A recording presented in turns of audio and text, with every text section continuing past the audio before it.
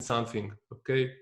Like in the past, I was really in love with sports, and so I identified myself in a sportsman.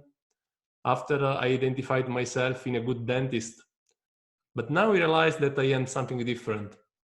I am simply a person that has a good adaptation and that always try to do something more. This is my real essence. So do you want me to stay closed in a jail for 1 month? Okay, but I will try to do as much as possible in that closed space. So for example, we were talking yesterday about fitness, you asked me, no? Mm-hmm. I am very addicted to weightlifting. Okay. I have I did a few slides about this. Do you want to see? Yeah, share the screen. Let's take a look. Wait. No? I share the screen. Do you see? Yeah. Whoa, come on. Holy cow, you can't be serious. Okay, man. I am very passionate about weightlifting. Here is 160 kilograms of a squat. Oh my goodness. Okay. Holy cow. And here is what I did now.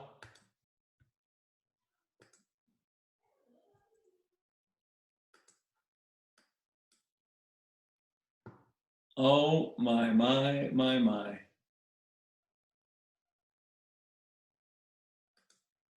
Okay. Where did this come from, Marco? What? I have no audio. You have no audio? Wait. I have no audio. How about now? To listen to you. Can you hear me? Okay, Do you hear me? I don't hear you. I hear you. Wait, I go in chat.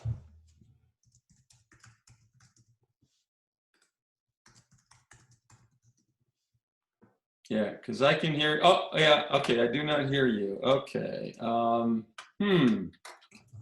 Okay, it looks like I can hear you. Yeah, it's showing. Let me try one thing here. Let's try one thing. Do you hear me? Oh, okay, I can't.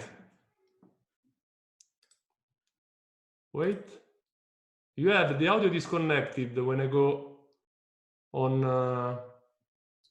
the participants. Okay, it's on now. Now you have. Yeah. Why I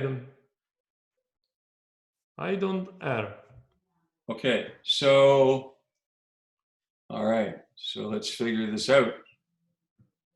Because I'm showing that I'm on. Okay.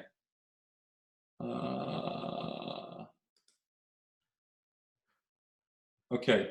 Do you want to come? Do you want to try and get back in? I don't know. Still nothing, because we were fine a minute ago. No. Okay, now I hear you again. Now? Okay. All right. I'm telling you, Facebook doesn't like me. I think I got to be quiet about Mark Zuckerberg. He doesn't like me.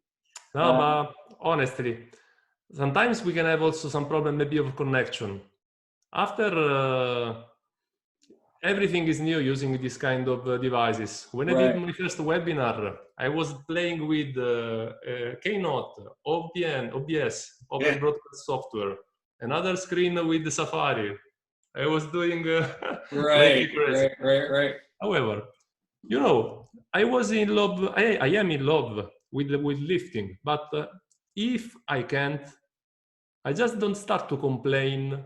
For example, saying, my gym is closed, I am not able to go to gym, but I will always try not to give up and find something else in order to get the best from what I can from that special situation. The same, for example, here at home, okay?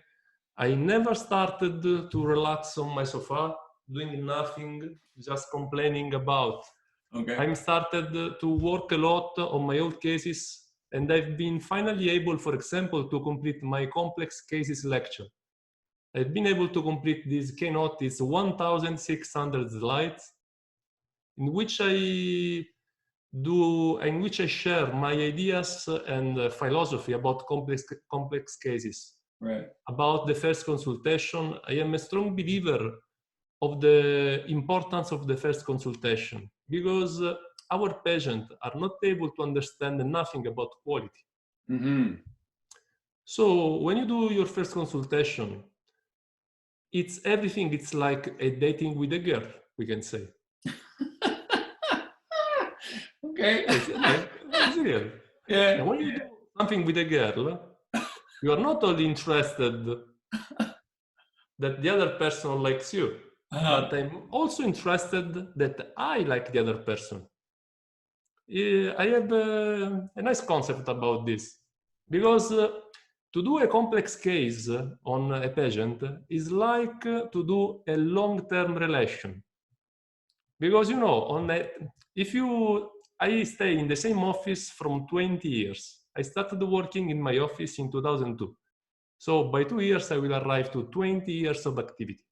Fabulous. And when you work always in the same place, after some years, 5, 7, 8, some problems will come back, okay?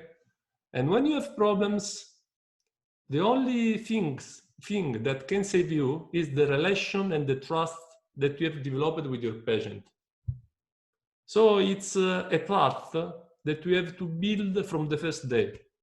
And if you see that somebody is not matching your ideas, it's better to discard this patient. I did a live 1 week ago about the treatment plan of my group, and I explained my decisional tree. But in the decisional tree, at a certain point, if patient that does not understand A, B, C, and D, you have to discard the patient. There is no other way. Instead, I see that a lot of dentists have a disease in their mind that all patients have to accept a treatment plan. Right. Okay? This is a mind disease. We have to accept that you cannot treat all the patients that you see, and also the opposite is true. This is a paradigm shift. The first consultation is probably the most important moment in the creation of the doctor-patient relation from both sides. And I've developed, in fact, a protocol in my mind that everybody, of course, after understanding can adapt and change. But I really think that this is one of the most important parts of our work, especially after a while. So you were saying before about your staff. They were promised by the government that they would be paid, but hasn't happened. They haven't. No, they don't get checks. They haven't. So the question becomes: you were talking about people that work for you or work with you, not for you. They work with you. That they are a family. Can you describe your feelings, how your office works, the environment, the culture? Okay. I see when I was in United States, I've seen that most offices are quite big. For example, David Clark has a lot of chairs, a lot of hygienists. In Italy, the situation is quite different. Most offices are quite small. My office is just 2 operative rooms, and I am here with 3 assistants. I have 1 assistant always staying with me. I have a secretary, and I have a 3rd one doing, we can say, the sterilization cleaning room, and for the consultant in the 2nd room. I just think that human relations that you have in your office are the most important part, especially if you are a dentist, because when we work, we are 0 possibilities to check what they do, okay? Because when I stay 2 hours on an endodontic treatment or something different, you have no way to know what they are doing really, okay? How they interact with patients. So I've recognized that the best system is that to develop a so big trust, a so big loyalty between you and your employees that they will do what they do because they love you. Mm-hmm. But doing this is on both sides, okay? I always put them before me. In this month, the government didn't pay our employees as promised, okay? Mm-hmm. So in Italy, in this moment, all the employees took their last salary at the end of February. They received nothing in March, nothing in April. Maybe something will arrive at the end of May. So, for example, what they did, I took no money, no salary from my office, but my employees at the end of the March and tomorrow at the end of April will take their salary. There is a wonderful book that I read on this topic. It's named Leaders Ate Last. Do you know Simon? No, I've never heard. Leaders ate last. Leaders Ate Last. And I think that in some situation, this is the most important thing to do. When there are problems, who lead? The word leader is different from manager or boss. I don't want to be a boss. If you are a leader, you have to understand that sometimes you must be the last, we can say, to eat, okay? Because other people that see what you do will give you so much trust and loyalty for the future that you will be paid 1,000 more times. You sacrifice a bit nowadays, but I know for sure that I will receive 1,000 more in the future. Outrageous. Family is a very big thing to you, Marco. You were talking about how you have set it up in such a way that everybody in your house they dedicate time. So, you know, they're not sitting on the couch watching Netflix, you know, it's, so you are working with your 4-year-old son. Can you tell people what you're doing with him? Okay. Even school closed in Italy. So all children started to stay at home. My son is just 4 years old, so obviously he's very young. Mm-hmm. But the nice thing is that in this period of lockdown, of reclusion, I started to build a completely new routine in my house about when to do breakfast, lunch, dinner, when to do exercise. And I started to do every single day with my son, 3 times a day, 15, 20 minutes, to do letters, okay? A, E, O, U. And yesterday, after 45 days, he's been able to write everything. Everything. Just the last one, the Z, some problems, but he's been able at 4 years old to write everything. Right. But you know what I love, really? I am in love with you know the word the flow. Mm-hmm. When you get focused on something and you are in that sort of brain addiction that you are so focused at the time you don't recognize how much time is going on. What I love when I do something with my son is when I see him doing this. There are some moments in which I see him so focused. I see him in flow that I am amazing. Mm. Yeah. Because I'm reading a book about talent in these days. I'm reading a lot, of course, in these days, right. Because it's named the Talent Code. Talent Code. Talent Code. So after you have read Leaders Ate Last, you can go on with this other book. Mm-hmm. And there is a very interesting concept that when the ability that we develop is related to the myelinization of our neural circuit, okay? When you apply to something, there is oligodendrocytes doing myelin around nerves. And doing this, the signal is always stronger and faster, stronger and faster.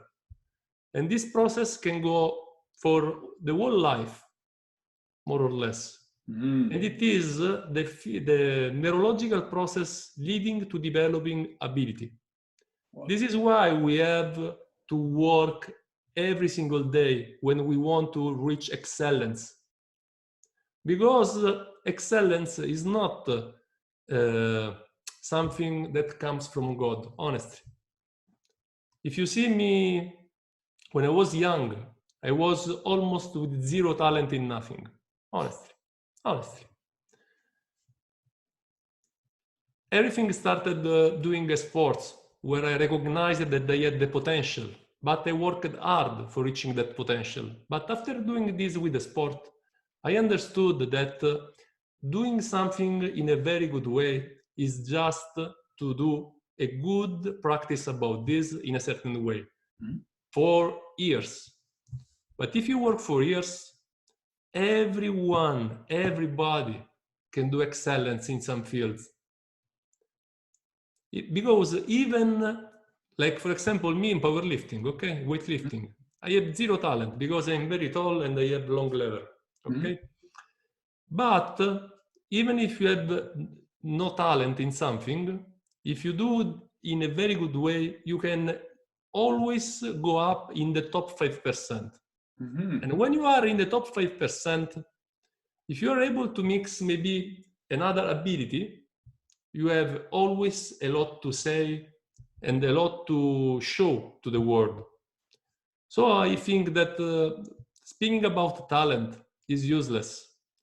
I think that the word talent is something that we say just to not put ourselves in the game. Okay? Because saying I have no talent, it's so easy and you have the right excuse for yourself. But the reality is another one. We all have been built to excel. To excel in something is just a choice. And this is also because, in this month, I have thought a lot about these things, and I have organized a closed group in Tomorrow Tooth that's named Tomorrow Tooth Study Club. Okay? This is why I have here the program for today, because we have the first meeting. Because I recognize this. To improve, you need two things. What psychologists define deliberate practice and feedback, okay? But thinking about dentistry, deliberate practice needs motivation. The problem is that I've been able to motivate myself. This is probably my real talent. But for most people, get motivation is tough. So what is better for motivation? To stay in a community, in a group, where I will be behind your ass. And where you find, I will do this. And where you will find other people like you that is starting to improve. Try to think which huge motivation. And about feedback, two things.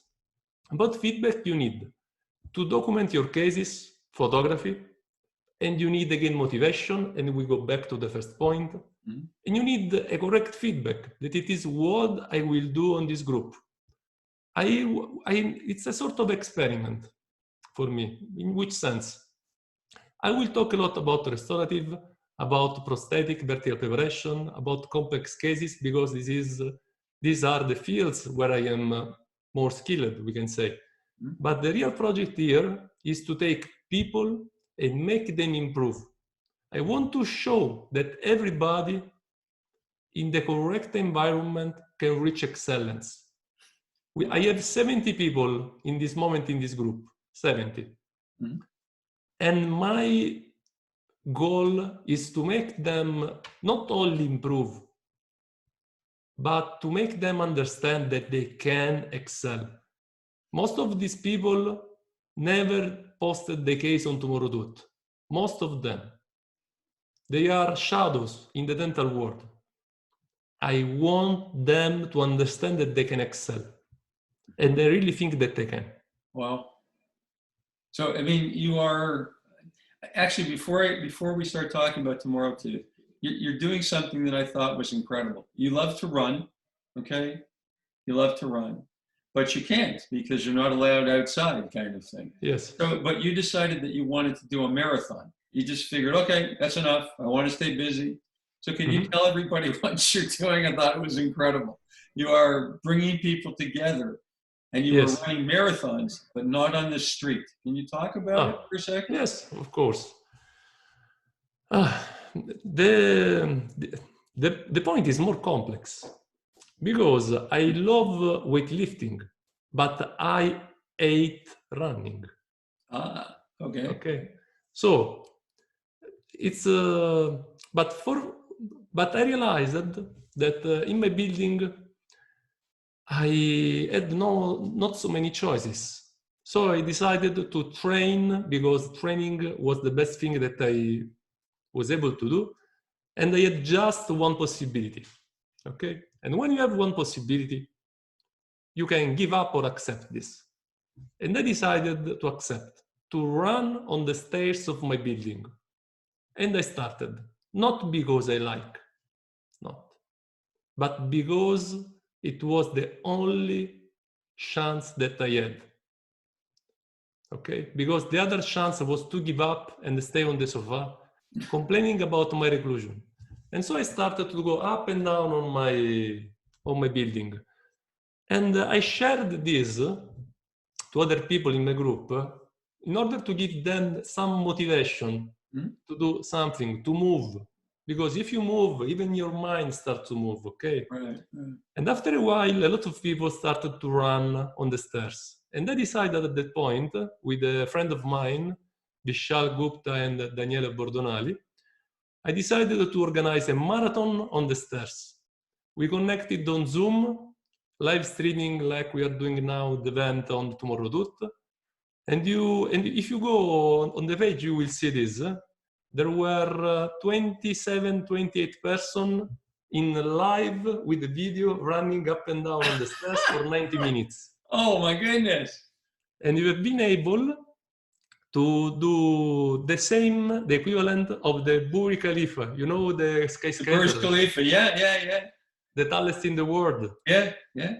I did 200 floors in 90 minutes. Yeah, really. 200 floors in 90 minutes. Yes. Wow. Vishal Gupta is a strong runner, did 238. Holy cow. But the point is, it's not so much about the floors. It's about, I've been so happy because most of people that started doing this was not trained for doing this. But what I've been really happy was that every one of these 28 persons did their personal record. People doing 50 floors did 80, 90. People doing 30 minutes did 90. Wow. The motivation that was around this race, because we were texting us, I was motivating them, you see, and they did everything, did an amazing thing according to their level. And this is, I love to motivate people because I see that people, when asked the good motivation, can excel. I cannot accept to see people with so much unfulfilled potential in their life. It's something that I don't like, that I cannot accept. And I will do what I can to make people improve around me. Fantastic. What a commitment. That's outrageous. So let's talk about the thing that that really represents your commitment to dentistry and to motivation and to the achievement of excellence, and that is Tomorrow Tooth. 2014, something motivates you. You obviously connect with Pasquale Venuti. Yes. Venuti. And suddenly Tomorrow Tooth is born, right? Yes. So can you tell us about your baby and how your baby grew, became a very, very accomplished young man? Okay. In 2014, me and Pasquale Venuti started to think about doing, we didn't start thinking about the group. We started talking by phone about, we were very passionate in dentistry, but we are realizing that going at courses and congresses, there was always a missing link. There was a missing link because in courses and congresses, reality was idealized. And going in the office, the reality was quite different. So our idea at the beginning was to close the gap between what we know, what we learn, and what we see. Okay. So we started to think about showing not exceptional dentistry, but everyday dentistry, like how to isolate deep decay, very deep decay under the gingival level. We started to do this kind of stuff. And this kind of format really was enjoyed by a lot of people. We started the group at the end of 2014, and by 1 year we had something like 20,000 members on the group. The group was expanding a lot. In 12 months, 1 year? In 1 year, yes. Wow. At this point, we decided to test if this group was something real or was just, we can say, a social media phenomenon. And in October 2015, we decided to do a real event, and we did the Congress in Benevento, October 2015. I show you some video about this. Sure. And wait, we decided to do something like this. And we had 200 attendants from all the world. From everywhere? People, yes, we had people from all over the world. Probably somebody of them did a small holiday also, but they came. I show you the video that I did with Pasquale, and I show you the, wait. Okay. Do you see? Yep.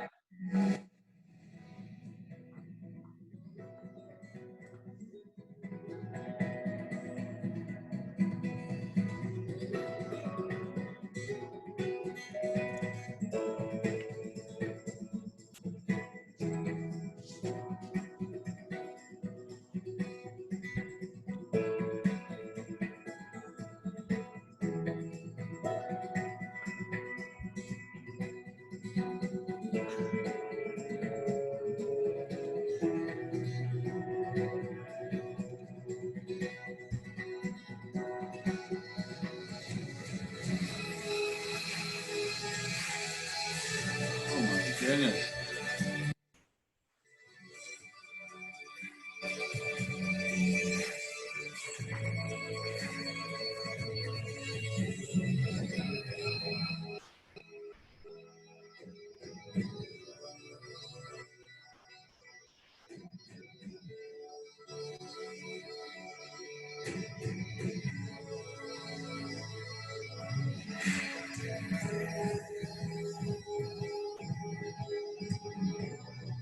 Oh my God.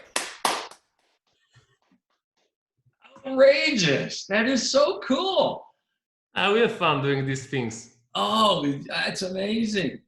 That is something else. So you create this, and yes, you've grown from 2 friends, yes, to literally all over the world, but certainly all over Europe and South Asia. And yes, you're talking now about getting into China? Still not. I want to arrive to China. Okay. This is the reason, because I'm learning Chinese in this period. Can you, like you were showing me what can you show everybody what you're doing? Okay, for example, we talk about people in, I'm studying Chinese from 3 months, okay? And now I'm able to read very easy books. And I'm able to do simple sentences, okay? People thinks that I am very talented in doing languages, okay? But it's not the reality, because look here, this is a paper with written Chinese characters, and look how much I did.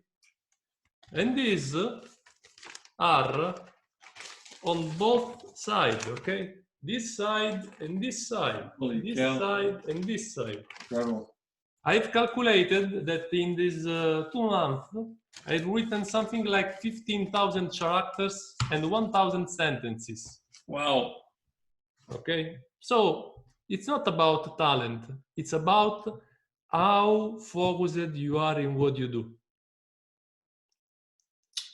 People, some people, like sometimes my wife, thinks that I am very boring because yes, Okay. Okay. Nice. Very lovely.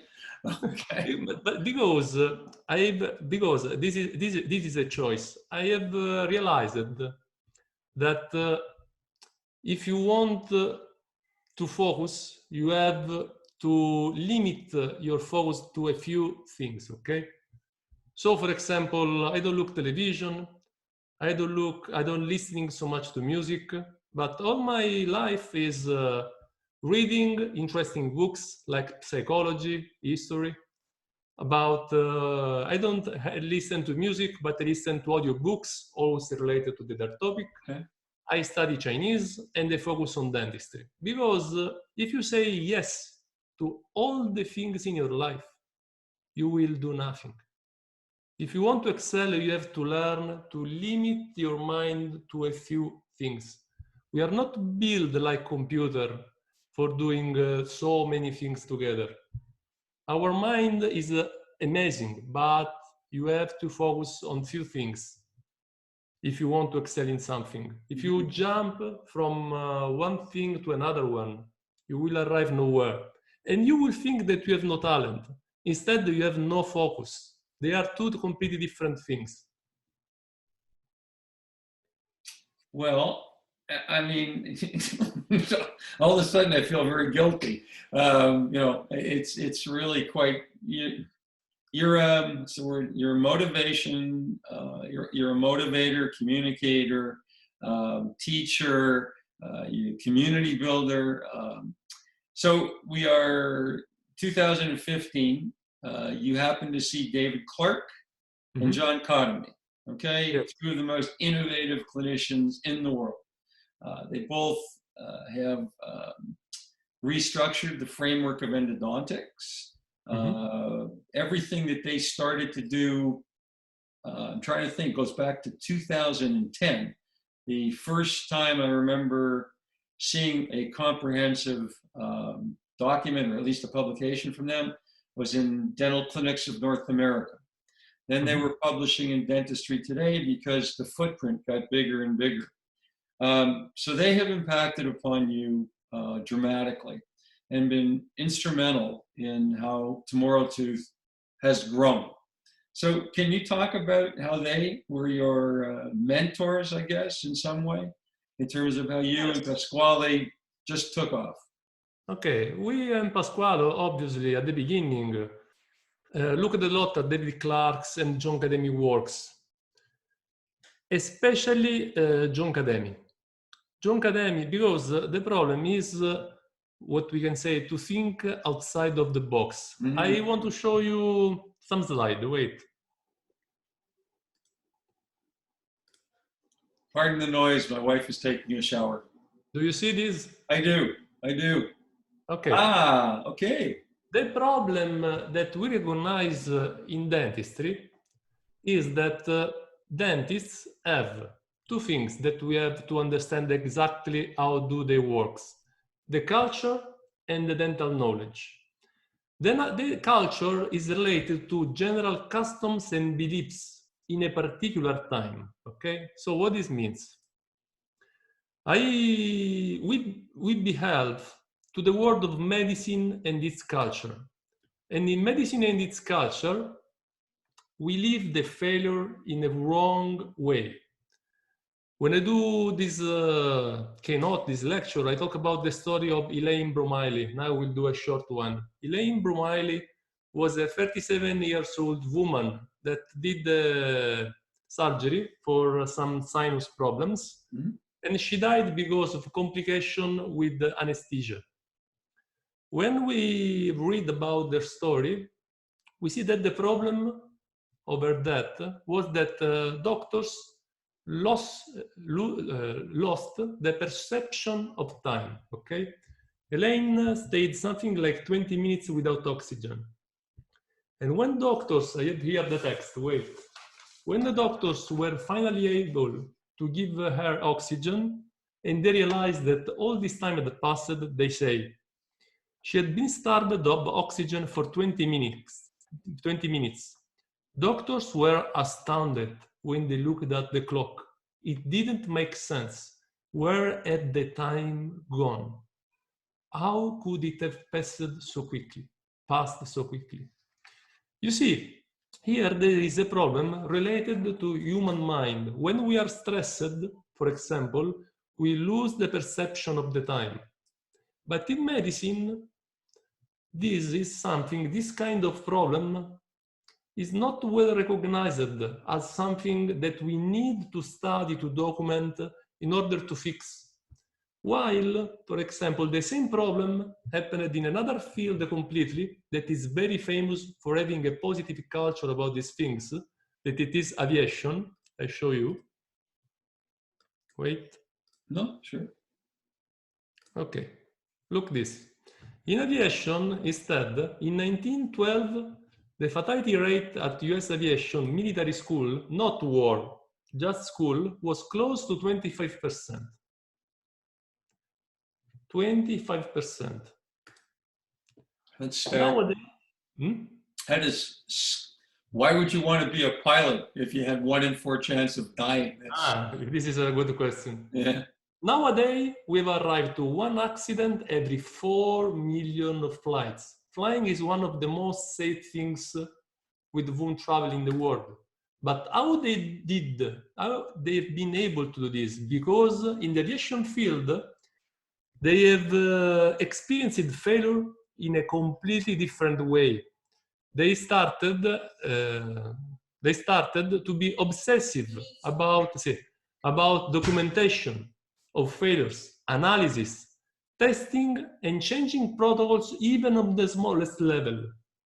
You have to think that pilots are pushed to express even their smallest mistakes, even their smallest doubts, not in order to be shamed, but to improve protocols.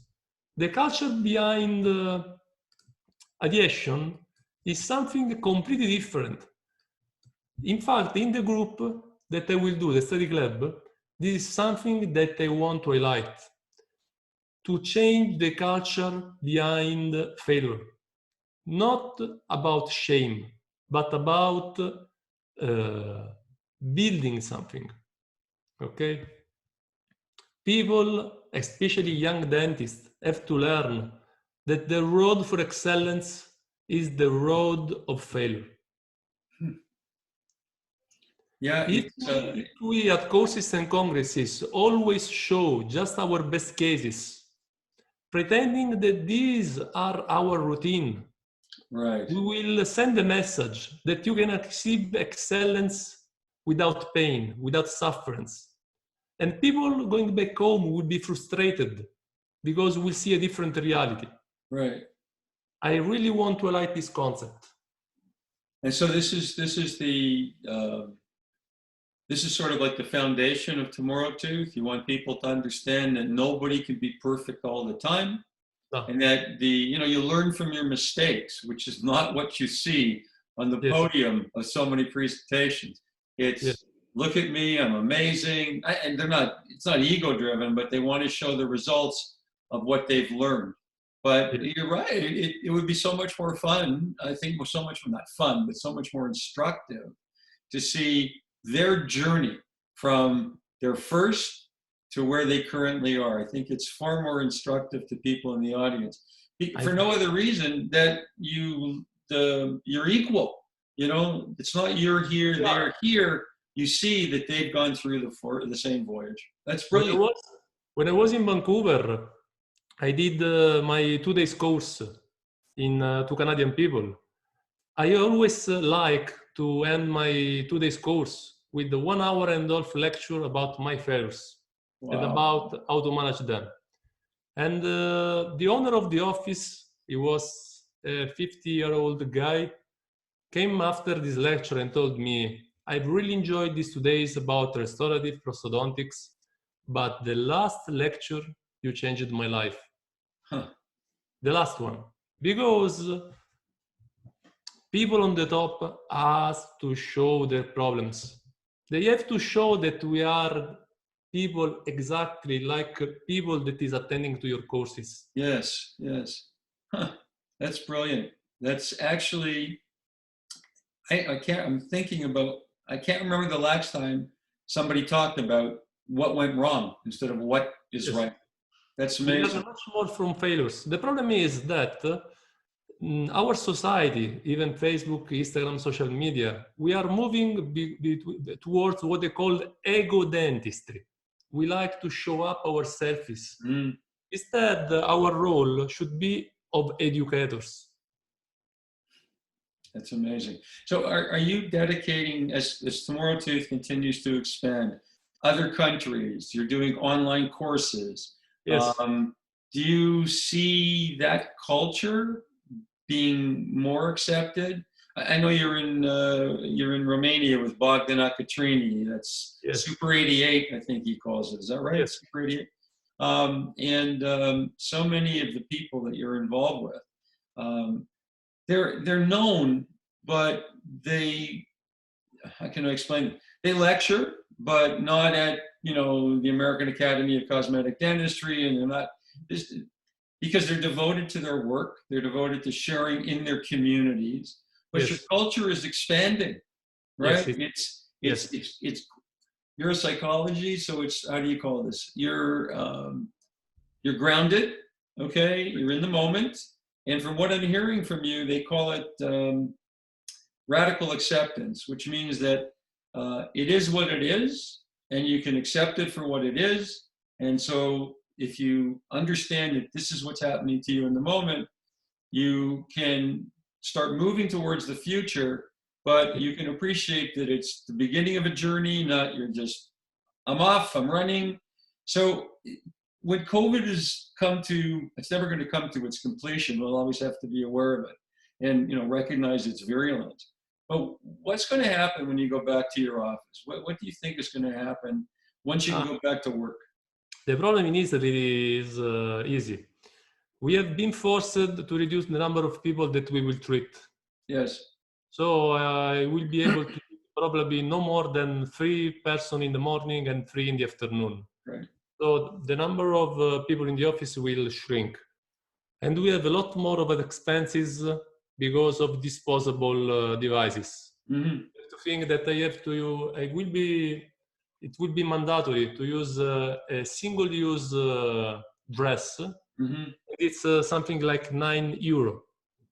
Okay, so you have to think that for every procedure, you will spend something more 30, 35 euro, and we do also less people. So probably in the first time, we will work with very small earning at the beginning.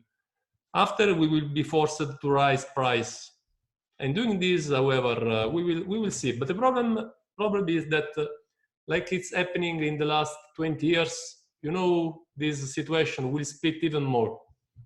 Who will be in the top will go still on the top. The problem is all the people that stay in the middle. Right. So I think that in this moment, if you stay in the middle, you have to be very careful. If you stay in the middle, you have to decide exactly where do you have to go and to do. Because in this moment, if you stay in the middle, you can go up or you will go down. Right. There are no other ways. So this is the moment in which you are forced to be careful and decide exactly what do you want from your life. Because if you do nothing, automatically in this period you will go down. Right. This is what I think. Well, that's actually very insightful. So I have a couple of questions before we go. Number one, if you were going to hear someone interview, you were going to listen, who would that be? What person would you love to see talk about their philosophy? Who would you like to see interviewed? So that you could sit back and go, yes. I am in love with people showing failures, honestly. In honest people. I love a lot, I don't know him, but I love a lot, for example, Ken, the surgeon, the American one, Joseph Ken. Ken, yes. Ken. When I look at this post, when I was 10 years ago, I was in good mode. But now instead, I realize that I am not. When you show perfect cases, and after the 1 year, perfect failures, I really appreciate. I have the big esteem of this guy because he has the will to show the reality. Because, you know, the best failure is when you have done everything, technically speaking, in a perfect way. This is the perfect failure. This is the right place to test our technique, to test our knowledge. Because if you did some mistake, it's different. But when you do something in a perfect way and you have a perfect failure, this is the perfect place to learn more about our technique, about our knowledge, about our perception of reality. Well, that's amazing. I am, anybody that has been addressed, Zim Mazur, for example, he has 3 friends that he talks to. He calls them the out of the box group. One of them is Nelson Pinto, who will be coming on, I think it's Wednesday. And he mentioned Chuck Swimmer from SPOT. So I'm going to reach out to him. And because of this, I'm going to reach out to Joseph Kahn. So, I mean, I did not know you. I know your work. I know when you post. But this is a whole new, for me, you're a philosopher. I think it's great. Yes. You have an ethos, they call it. An ethos, they call it. I sound like Trump. You have an ethos that it's unique. I mean, how many people say to you, well, I want to show you my failures. You know, I want to show you where I went wrong. That's 180 degrees from what most people want to share with you. And so I think it's brilliant, actually, because if I were a young dentist, I would like to know that I'm not perfect. You know, Yes, but the problem is that our inner nature is to feed our ego. This is what our nature is about. But after a while, it's mandatory to realize that if you are educators, we have to do something different. Okay. Our ego has to go somewhere else. It's interesting. And I really hope that people that teach will do the same as we are doing in Tomorrow Tooth. Well, I will work for this. That's actually brilliant, because the one thing that has been most noticeable when I talk to people has been, you know, these are the people who are everywhere. They talk on every Congress, every symposium, and yet the one characteristic of all of them has been their humility. They are not like taken by themselves. They don't feel because they're always asked to speak that they're special. They have little groups of people that they get together with, and they share information, but they're not rock stars, right? They don't see themselves as rock stars. They just see themselves as educators, like you just described. And that has I think it's made all the difference in terms of what people are willing to accept. I want to thank you for this. This was brilliant. I want to thank you for being so forthcoming and for sharing. And I will reach out to Joseph Kahn. I would love to speak to Pasquale. I want to hear his journey with you. And I will reach out as well. So have a lovely day. Go lift 160 pounds and run up your stairs. And we'll talk again soon. This was really delightful, Mark. I really appreciate this. Not pounds, kilograms. Okay, so I'm going to say goodbye. This is on Nexus. I'm going to put it on my news feed, and hopefully another 20,000 people will know who you are, and you'll change their lives too, which I think would be great. Okay, be well. Take care. Bye. Bye-bye. Bye.